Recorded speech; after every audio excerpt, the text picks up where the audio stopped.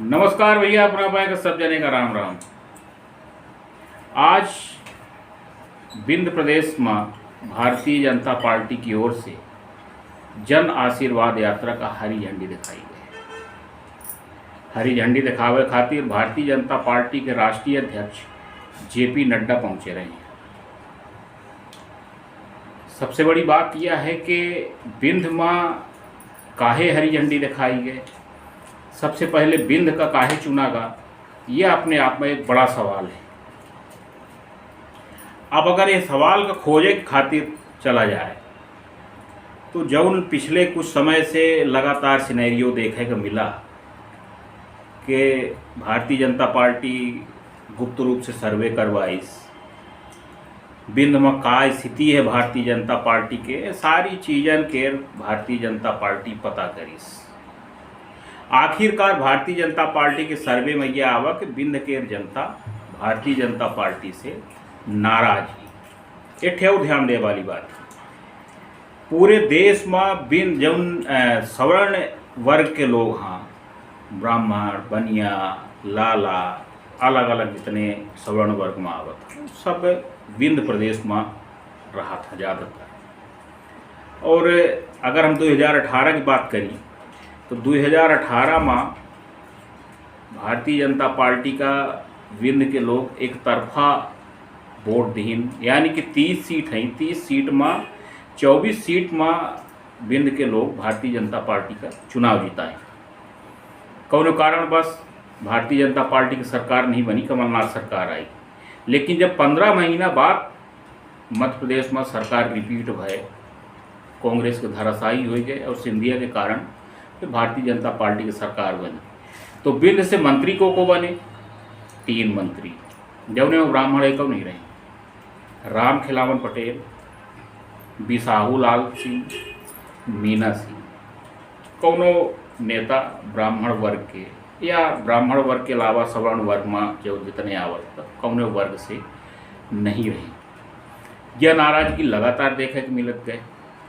विंध्य के लोगों का लगातार भारतीय जनता पार्टी की तरफ से उपेक्षित किन रहा। आखिरकार ये सारी चीज़ कहाँ कहाँ इकट्ठा हो चली गए, नाराजगी लोगों के इकट्ठा हो चली गए। इसके सवर्ण वर्ग जब भारतीय जनता पार्टी के नेतन के पास जात रहा तो उनका लगातार उपेक्षित किन गा लोगों का। यहाँ तक कि राम खिलावन पटेल या फिर बिसाहू लाल सिंह के यहाँ देखा जाए तो उनके यहाँ दरवाजा के अंदर तक नहीं घुसा दी जा रहा। काफ़ी मशक्क़त के बाद आखिरी में उनका मिले के मौका मिल रहा। ये सब नाराजगी के कारण रहे। अब जन आशीर्वाद यात्रा की तरफ लौटी। बघेली में कहावत ही, घर के लड़का गोही चाटे और मामा खाए अम्बावट।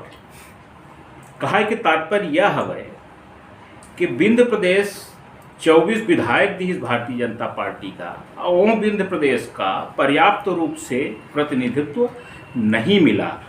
यही के उलट अगर अपना ग्वालियर चंबल चले जाए तो वहाँ हर तीसरा विधायक मंत्री है। तो वहाँ की जनता का लगातार महत्व दीनगा, वहाँ के नेतन का लगातार महत्व दीनगा, वहाँ की जन समस्या सुनी गए। एक के बावजूद वहाँ की जनता आ जाओ नाराज ही भारतीय जनता पार्टी से। तो ये सारी चीज़ों का देखते हुए कहाँ कहाँ विंध्य अपने आप को लगातार उपेक्षित महसूस करी। जब मूल भाजपाई रहे विंध्य प्रदेश के तो वो कहाँ न कहाँ भारतीय जनता पार्टी से नाराज रहे।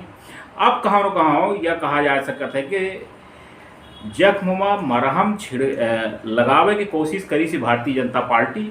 और आज यहीं से चित्रकूट से जन आशीर्वाद यात्रा के आगाज भा है।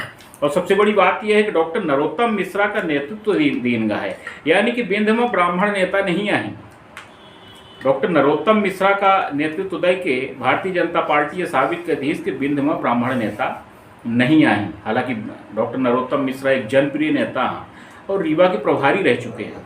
और यह कारण है कि जब उनकर बोल भाषा है, जब उनमें उनकर वक्तव्य रहा थे तो विंध्य के जनता काफ़ी उनका पसंद करती। जो विंध्य में डॉक्टर नरोत्तम मिश्रा काफ़ी लोकप्रिय माने जाता, यहीं से उनका गाहे बगाहे भारतीय जनता पार्टी आगे करी सी। और भारतीय जनता पार्टी यह मान के चलल लागी कि विंध्य एक बार फिर से ओकर झोली भरी और थोक में विधायकन का जिताए के दी और सरकार एक बार फिर से बनी।